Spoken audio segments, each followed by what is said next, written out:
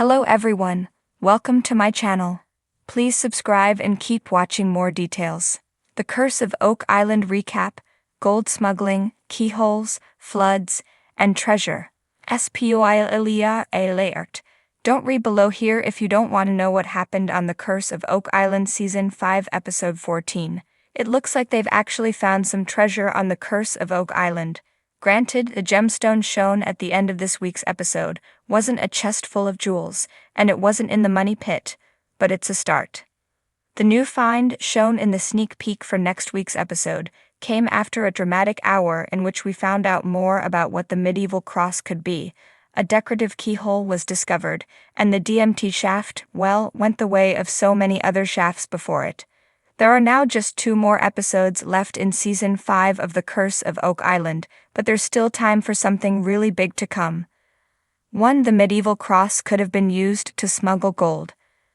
Last episode, historian Zena Halpern speculated that the medieval cross found by Gary Drayton at Smith's Cove could be a representation of the Punic and Phoenician goddess Tanit.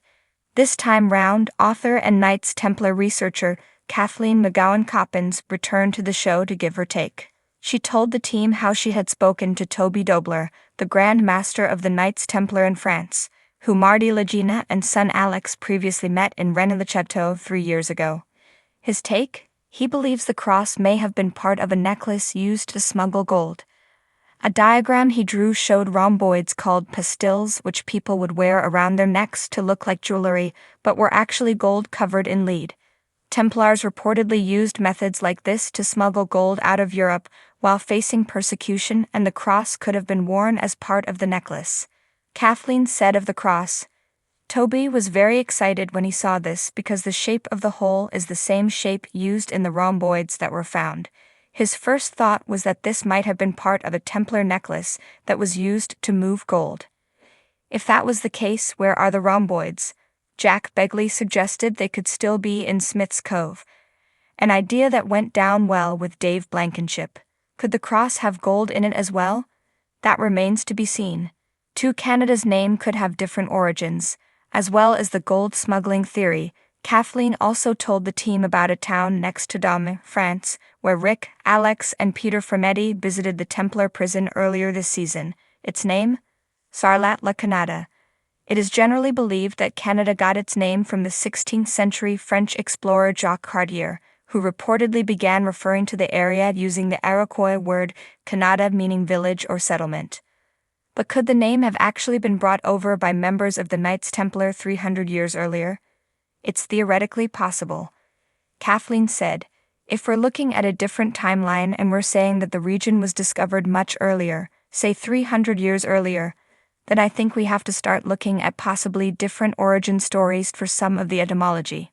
Marty said the theory was an interesting one, and typical of those that come to light on Oak Island. He said, "It's an interesting fact that this word Canada appears there. It's one of the strange things about Oak Island, that somehow you can make these quasi-coherent, quasi-logical connections to so many things that it just boggles the mind." 3. They're going to do more searching in Smith's Cove. Before Kathleen left the island, Rick, Marty, and Gary Drayton took her to Smith's Cove to show her where the cross was found.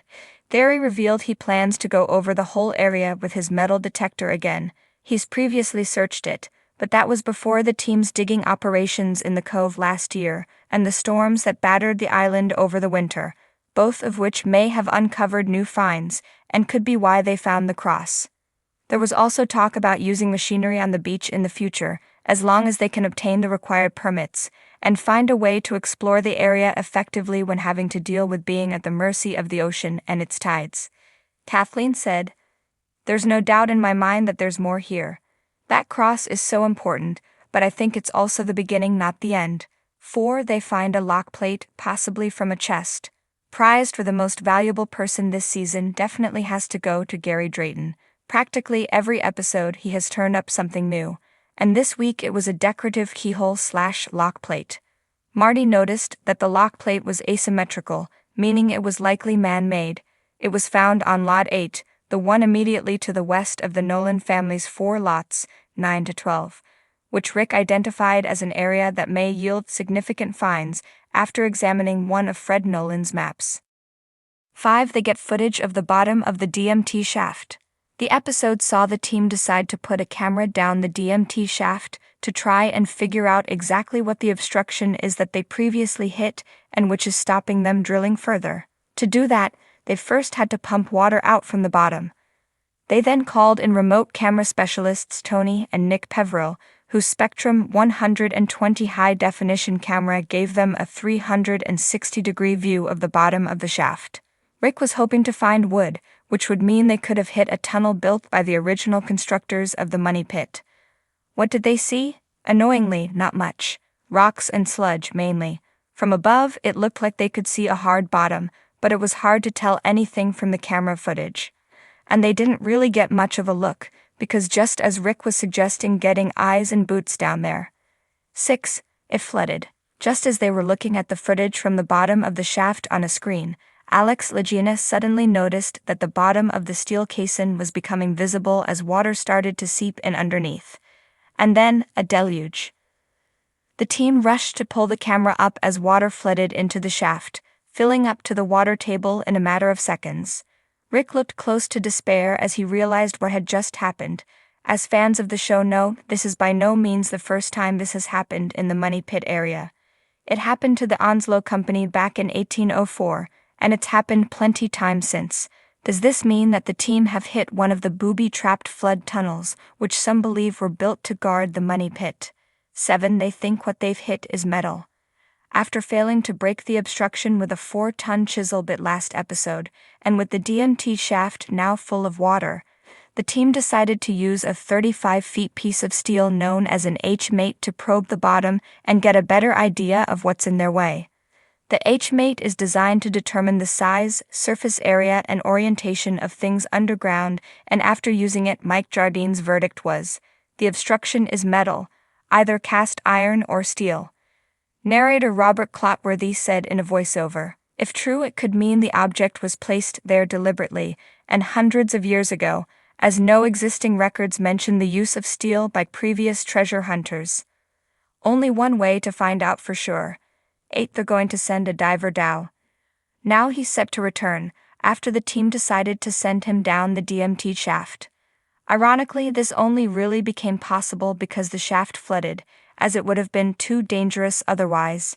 Interestingly, the obstruction's depth is around the same level the hieroglyph stone was previously reportedly found and where the Onslow Company's shaft flooded at in the early 1800s. Marty suggested the obstruction could be a metal plate covering the catch that they're looking for. Mike Huntley's mission is to find out exactly what it is. 9. They find structures at Smith's Cove. The sneak peek from next week's episode saw Rick speaking to Dan Blankenship about previous work he did out in Smith's Cove. Dan then showed Rick pictures of a structure which he said was put in by the original people who carried out work on the island.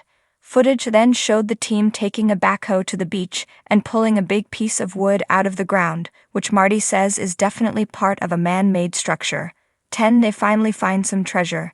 Dave Blankenship will be literally beside himself with excitement, as finally it looks like they found something that resembles treasure. Who discovers it? Gary Drayton, of course. 2 items were shown in the sneak peek, including one with a red stone in it which Gary describes as a Bobby Dazzler. Rick says, that is a fantastic gemstone. This is treasure. Rick and Marty then high-five as Charles Barkhouse says, congratulations guys. Let's hope there's more of that to come.